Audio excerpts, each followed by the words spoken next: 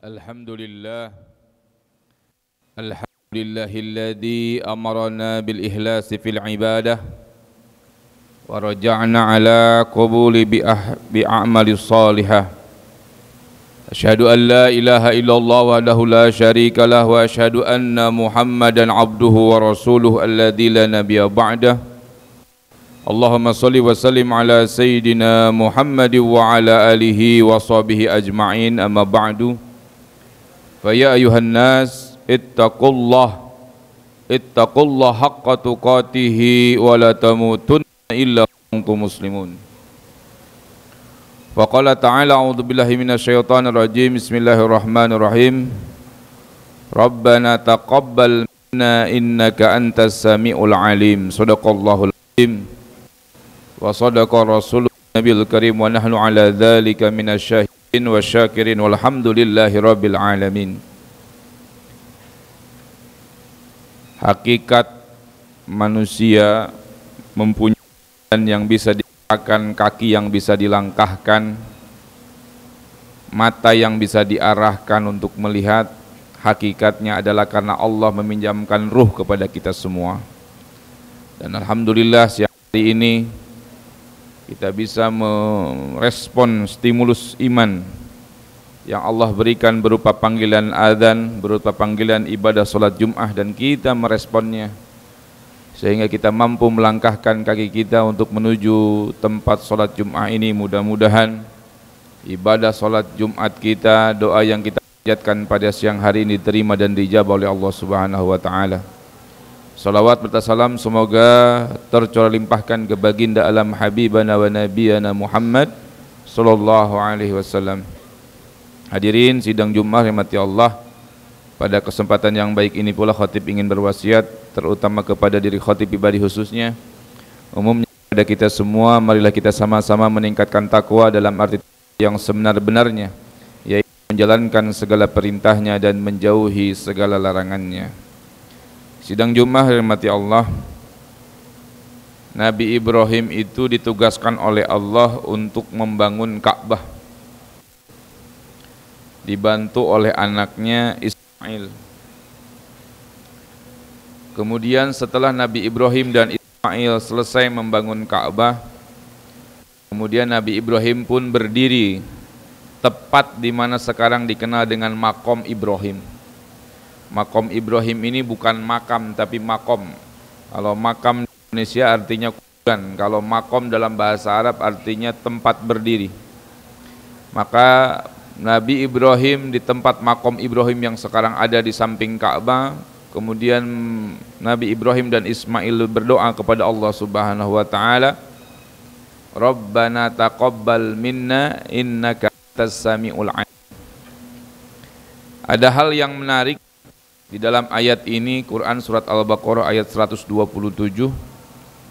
bahwa Nabi Ibrahim itu Khalilullah, kekasih Allah, diperintahkan oleh Allah, oleh kekasihnya untuk membangun Ka'bah Baitul Atiq.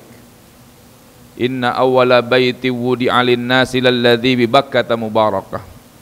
Tempat ibadah yang pertama kali Allah ciptakan adalah Ka'bah di Mekah. Nabi Ibrahim ini melaksanakan ibadah yang luar biasa, yaitu membangun rumahnya Allah, Baitullah, Ka'bah, di mana sampai sekarang umat muslim datang ke sana semuanya berzikir, bertaqarrub, ibadah di sana menghadap Ka'bah, menjadi pusat peribadatan umat Islam terbesar di dunia.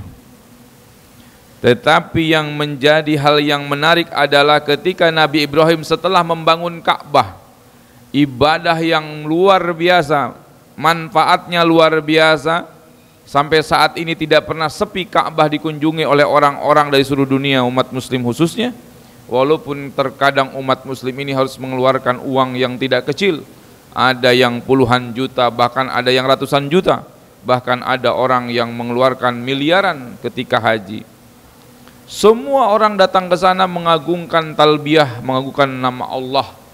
Semua orang zikir kepada Allah di sekitaran Ka'bah. Itulah Ka'bah yang dibangun oleh Nabi Yuna Ibrahim. Tetapi Nabi Ibrahim tetap berdiri di Maqam Ibrahim seraya berdoa, Rabbana taqabbal minna innaka antas samiul alim. Nabi Ibrahim tetap memohon kepada Allah supaya amal membangun Ka'bah itu tetap diterima oleh Allah Subhanahu wa taala.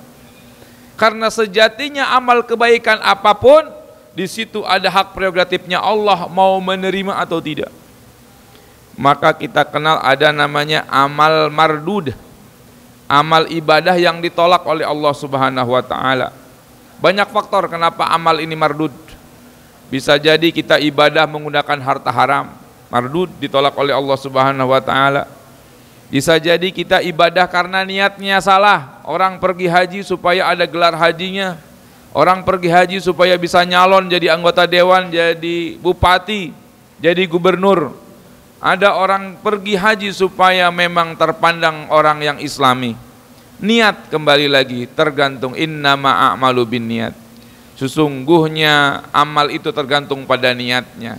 Maka ada kita kenal amal itu ada namanya amal mardud, amal yang ditolak oleh Allah Subhanahu wa taala. Yang kedua ada namanya amal makbul, amal ibadah yang diterima oleh Allah Subhanahu wa taala, yang digunakan untuk ibadahnya dari harta halal, niatnya ikhlas, mardatillah, hanya mengharap ridho Allah Subhanahu wa taala. Tata caranya, rukunnya sesuai dengan apa yang diajarkan oleh baginda Nabi SAW dalam beribadah. Maka amal itu namanya amal makbul, insya Allah diterima oleh Allah Subhanahu wa taala. Tetapi di dalam kita beramal, katakanlah kita ini sholat Jumat sekarang, katakanlah siang hari ini kita baca Quran, tergantung Allah, hak prerogatifnya Allah amal kita diterima oleh Allah atau tidak.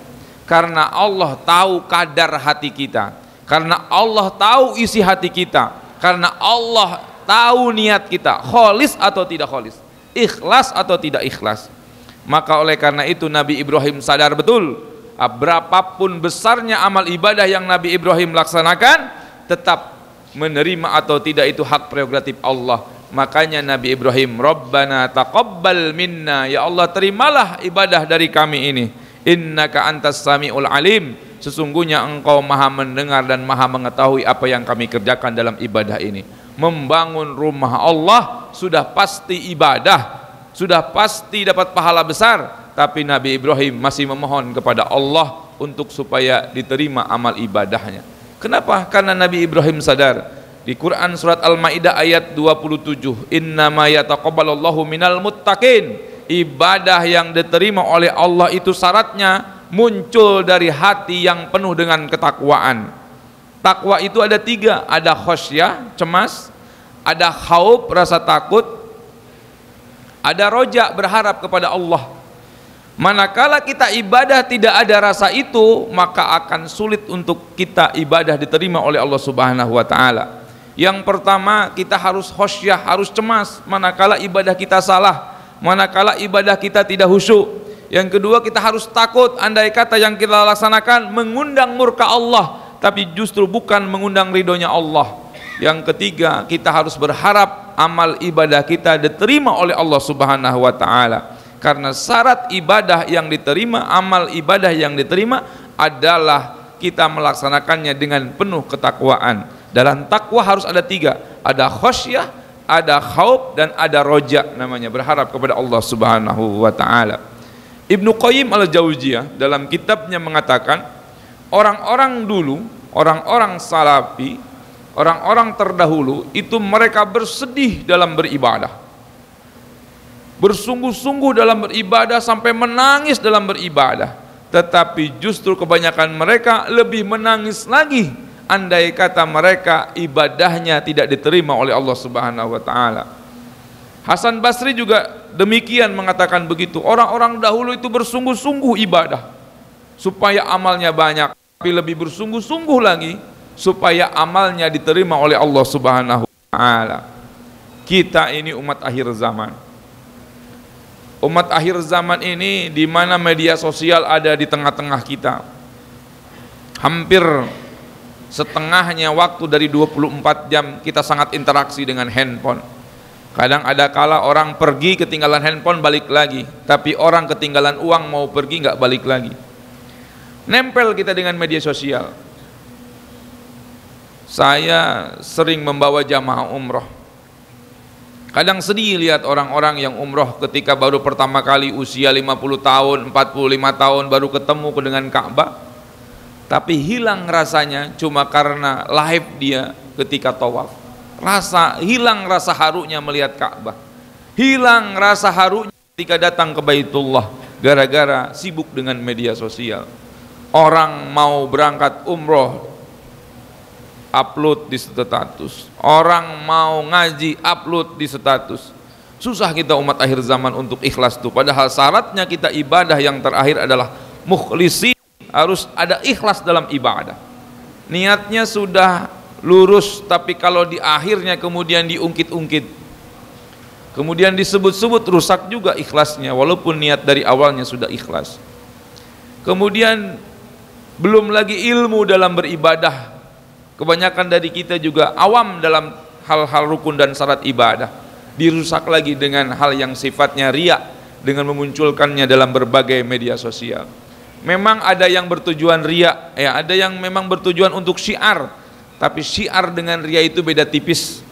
Untuk mencari bagaimana kita ikhlas atau tidak, itu seperti mencari jarum hitam di batu yang hitam di malam hari. Bagaimana kita membedakan antara riya dan ikhlas dalam beribadah? Maka oleh karena itu penting buat kita untuk menjaga keikhlasan dalam beribadah. Niatkan kepada Allah segala sesuatu yang kita laksanakan hanya mengharap ridho Allah. Adapun ketika ada pikiran-pikiran, gangguan-gangguan untuk supaya ria, kita berlindung kepada Allah dari hal yang demikian. Yang kedua, kenapa juga amal ibadah itu tidak diterima? Faktornya selain daripada niat adalah karena memang ilmunya. Wa kullu man ya'malu bighairi ilmin amaluhu mardudatun la tuqbal. Banyak sekali dari kita yang ibadah tidak tahu ilmunya. Wudu tidak tahu tata caranya wudu yang benar. Salat tidak tahu bagaimana salat yang benar. Tidak banyak dari kita yang salatnya masih dalam kondisi cepat, sampai tumaninahnya banyak yang hilang. Banyak dari kita yang rukuknya tidak lurus, sujudnya tidak terbuka jidatnya, kemudian wudunya tidak sampai sikutnya, banyak dari kita.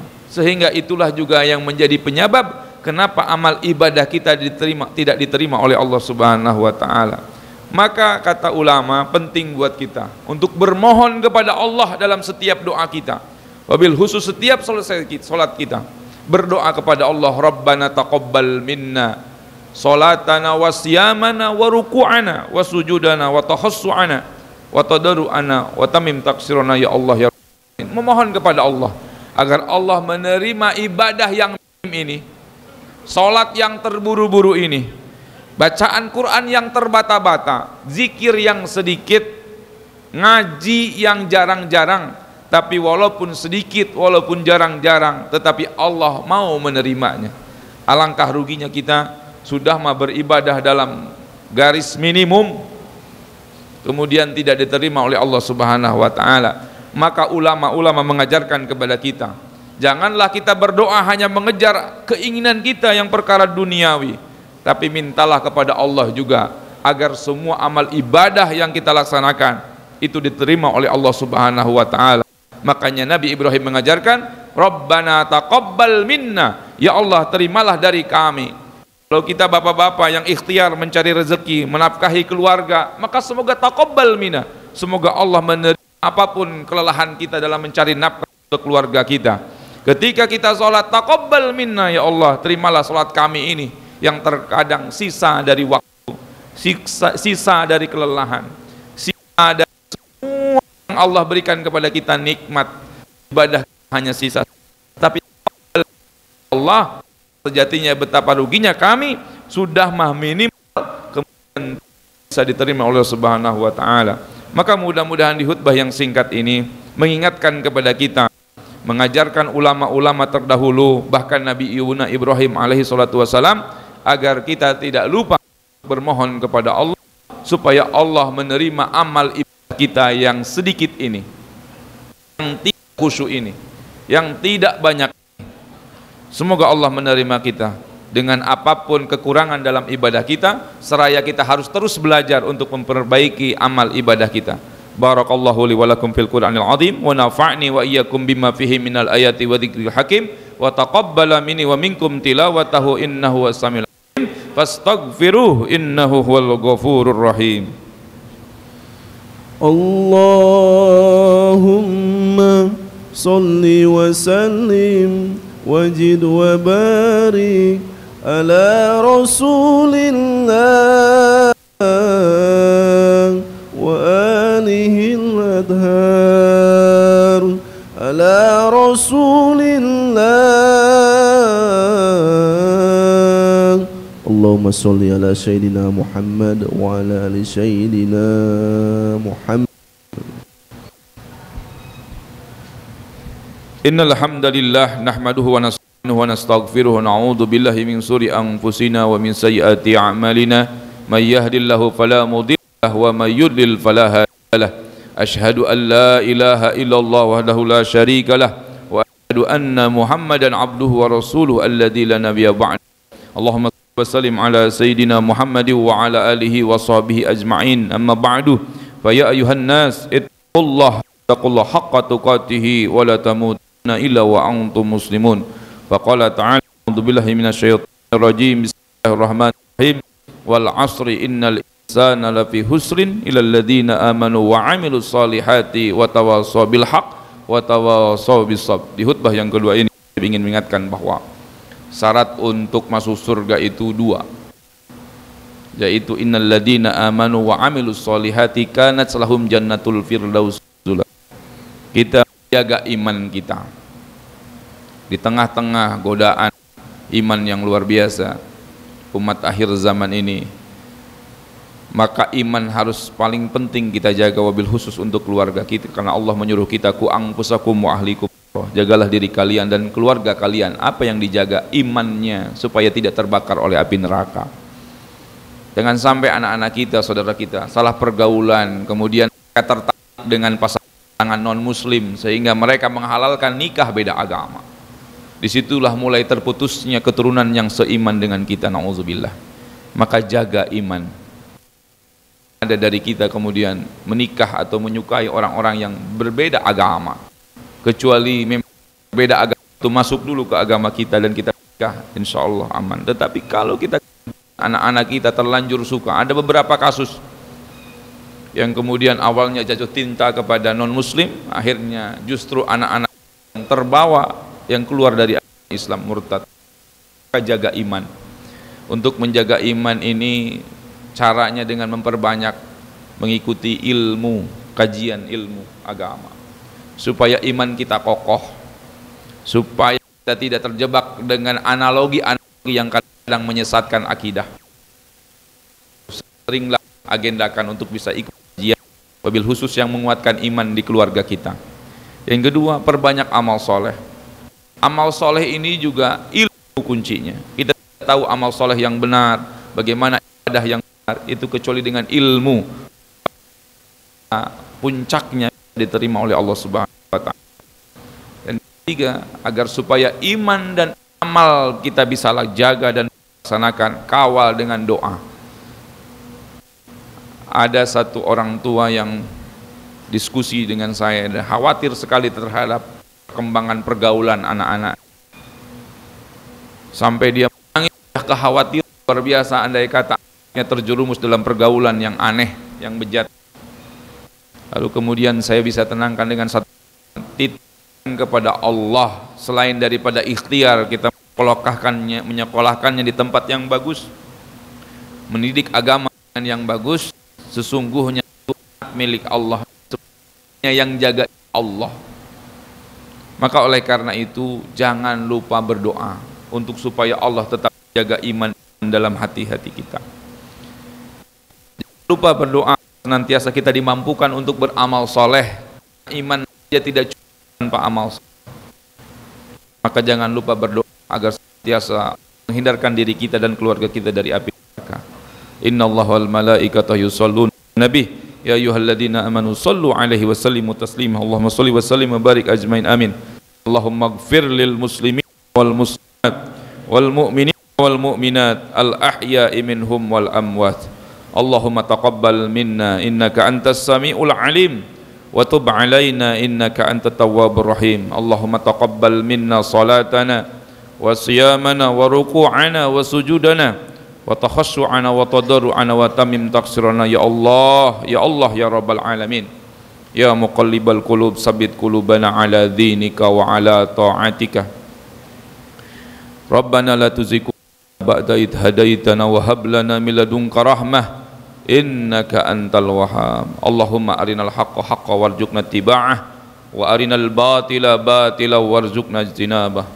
Rabbana zalamna anfusana wa illam taghfir lana wa tarhamna lanakunanna minal khasirin.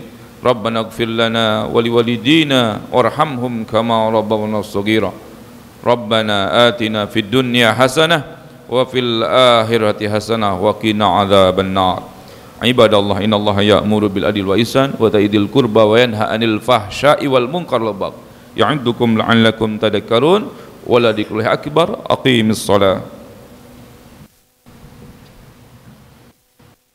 Allahu akbar, Allahu akbar. Asyhadu an la